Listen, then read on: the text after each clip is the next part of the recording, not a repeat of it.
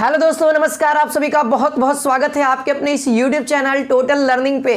तो दोस्तों, लगातार आप सभी का एक प्रश्न आ रहा है, बार बार सवाल पूछे जा रहे हैं कि सर हम लोग का एडमिशन कैसे होगा, है ना। काउंसलिंग तो हम लोगों ने कर लिया, यानी कि चॉइस फिलिंग कर लिया, लेकिन हम लोग का एडमिशन का क्या प्रोसेस है, हम लोग आगे क्या करना है ना। तो यहाँ पे दोस्तों मैं आपको इस वीडियो में आप लोगों ने काउंसलिंग कर लिया है और अब मैं दोस्तों आप लोग कॉलेज के सीट तक में बैठने में इस बीच में यहां से यहां तक का क्या डिस्टेंस जो है, इस डिस्टेंस को कम करने के लिए कौन कौन सा प्रोसेस की जरूरत है, पूरा प्रोसेस बताने वाला हूं, है ना। कॉलेज की सीट तक से बैठने तक मैं आपका पूरा प्रोसेस बताऊंगा। तो इसीलिए पूरा वीडियो को देखिए, किस तरीके से एडमिशन होगा ये बताने वाला हूं, है ना। क्योंकि बहुत सारे स्टूडेंट के बीच में एक न्यूज़ में आर्टिकल छपा हुआ था कि बिहार यानी कि BCEC अब 5 तारीख को ऑफलाइन यानी कि अपने सेंटर पे IAS भवन पे एडमिशन लेगा, है ना। ये चीज़ें आर्टिकल में छपी हुई थी 5 तारीख को। तो बहुत सारे स्टूडेंट के बीच में पूरा कहने का मतलब कन्फ्यूजन पैदा हो गया, तो उस पर तो मैंने वीडियो नहीं बनाया, लेकिन आज मैं बता देता हूँ। आज का वीडियो देख लेते तो आपको पूरा सीट तक बैठने में आपको कोई दिक्कत नहीं होगा। कॉलेज की सीट में मैं बात कर रहा हूँ। ठीक है, सबसे पहला स्टेप आता है, आप लोग एग्जाम देते हैं। पहला स्टेप तो आप लोग फॉर्म भरेंगे इसका। दूसरा स्टेप आपका एडमिट कार्ड आएगा। तीसरा स्टेप आपका क्या है दोस्तों, आप लोग उस एग्जाम हॉल में बैठेंगे और अपना एग्जाम देंगे। और फिर उसके बाद यहाँ तक तो सबको प्रोसेस पता है। उसके बाद रिजल्ट भी आता है। चौथा स्टेप में आपका रिजल्ट आता है, सबको पता है, इतना तक सबको पता रहता है। अब जो बहुत सारे स्टूडेंट 5वां स्टेप में भी छट जाते हैं, क्योंकि कुछ स्टूडेंट अपने काम में बिजी रहने के कारण चॉइस फिलिंग नहीं कर पाते। जैसा कि अभी मेरे पास मैसेज आ रहा है कि सर मैंने नहीं किया है तो कैसे करूँ। इस पर मैं वीडियो डाल दूंगा आपका कि क्या काउंसलिंग का मतलब कि चॉइस फिलिंग का डेट बढ़ेगा या नहीं बढ़ेगा। ठीक है, बहुत सारे स्टूडेंट को डाउट हो रहा है। ठीक है, तो यहाँ पे दोस्तों ये चौथा स्टेप जो भी 5वां स्टेप था, है ना। 5वां स्टेप में आपका चॉइस फिलिंग होगा। फिर उसके बाद दोस्तों आप लोगों ने कॉलेज चॉइस कर लिया। फिर उसके बाद जो आपका अभी जैसा कि आप लोग चौथा स्टेप पे हैं, चौथा या 5वां स्टेप पे हैं, उसके बाद दोस्तों आप लोग का क्या होगा, BCEC बोर्ड की तरफ से एक कट ऑफ लिस्ट जारी करेगा, जिसमें दोस्तों यदि आपका नाम आता है तो आप लोग फर्स्ट कटअप में जाकर के एडमिशन करिएगा। कैसे होगा, मान लीजिए 5 तारीख को आपको आने वाला है फर्स्ट कटअप। सबको पता है कि सर 5 तारीख को आने वाला है, तो 5 तारीख को आएगा। ठीक है, शाम तक हो सकता है या दोपहर में या सुबह में भी आ सकता है, किसी भी टाइम आ सकता है।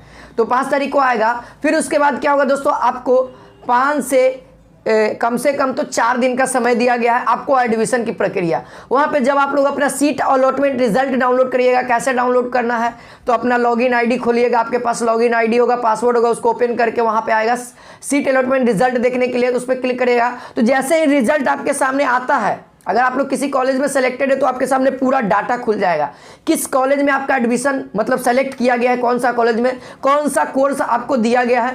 आप जिस कोर्स के लिए कॉलेज अप्लाई किए होंगे उसी कोर्स में आएगा, अदरवाइज कोई कोर्स में आएगा। और जिसका नहीं आएगा वहाँ पे लिख देगा कि आप इस कट ऑफ राउंड के लिए एलिजिबल नहीं है, या आपको इस कट ऑफ राउंड में कोई भी सीट नहीं मिला है। ठीक है, ये चीज़ें लिख देंगे जिसका नहीं आएगा, और जिसका आएगा तो वहाँ पे पूरा डाटा शो कर देगा। और वहाँ पे लिखा हुआ रहेगा दोस्तों आपको उस डाटा में कि आपका कहाँ पे कितना बजे और कितना तारीख को आपको अपना डॉक्यूमेंट सारा लेकर के आपको वहाँ पे देना होगा।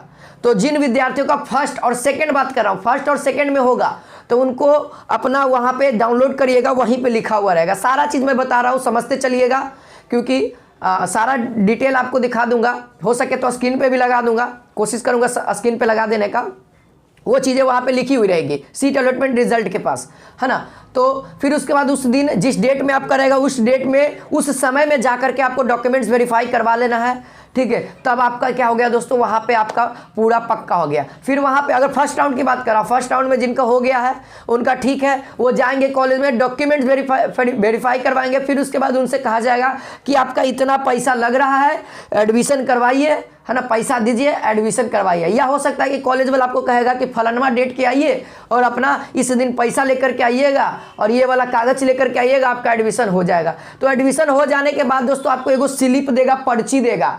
तो पर्ची को अच्छा से रखना है, वही पर्ची आपको कहेगा कि आप स्टूडेंट है। कब तक, जब तक आप वहाँ के आई कार्ड नहीं ले लेते। आई कार्ड ले लीजिएगा तो भाई आप तो प्रोफेशनली हो गए कि आप उस कॉलेज के विद्यार्थी हैं।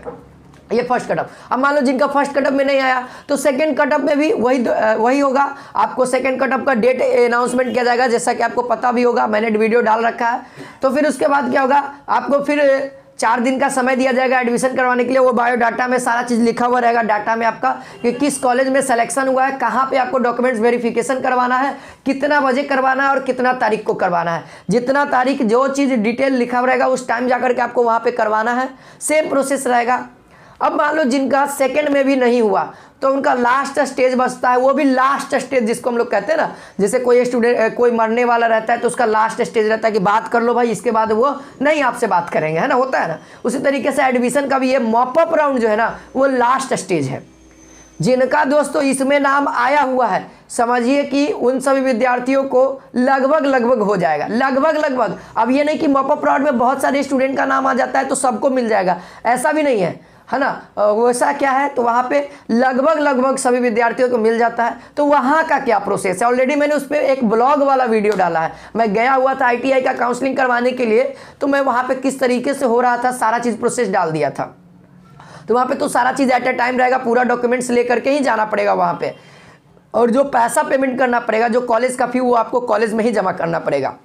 वहाँ पर से आपको मॉपअप राउंड में जब होइएगा, निकलिएगा वहाँ से, जब आपका एडमिशन हो जाएगा तो वहाँ पे एक सीट मिल गया है, उसका एक पर्ची देगा, उस पर्ची को ले जा करके जितना उसमें पैसा लिखा हुआ रहेगा कि आपको कितना कॉस्ट लग रहा है, कितना पेमेंट आपको कॉलेज में करना है, वो सारा देखिए जो भी आपको पेमेंट करना है ना दोस्तों, वो कॉलेज वाला ही बताएगा और कॉलेज में ही होगा। ये सारी चीज़ें आपको याद रखनी है। अब कहाँ पे आपका ऑनलाइन काउंसलिंग की बात आई तो कुछ भी नहीं होगा, आपका ऑनलाइन ऑफलाइन का कोई झंझट नहीं है, सारा काम आपका ऑफलाइन हो रहा है। केवल जो डिटेल है ना वो ऑनलाइन है ना, डिटेल ऑनलाइन है, ताकि अब एक स्टूडेंट के पास तो BCEC भेजेगा नहीं, है ना। तो वो क्या कर रहा है, एक डाटा अपने सर्वर पे डाल दे रहा है जिससे सारे स्टूडेंट अपना चेक करेंगे। जिसका आएगा उसका डाटा खुल जाएगा कि किस कॉलेज में सिलेक्शन हुआ है, किस कॉलेज में नहीं हुआ है। तो आप लोग को भी इसी तरीके से चेक कर लेना। अगर हुआ है तो बहुत बधाई होगी, है ना, होगी, हुआ नहीं है, ठीक है, होगी।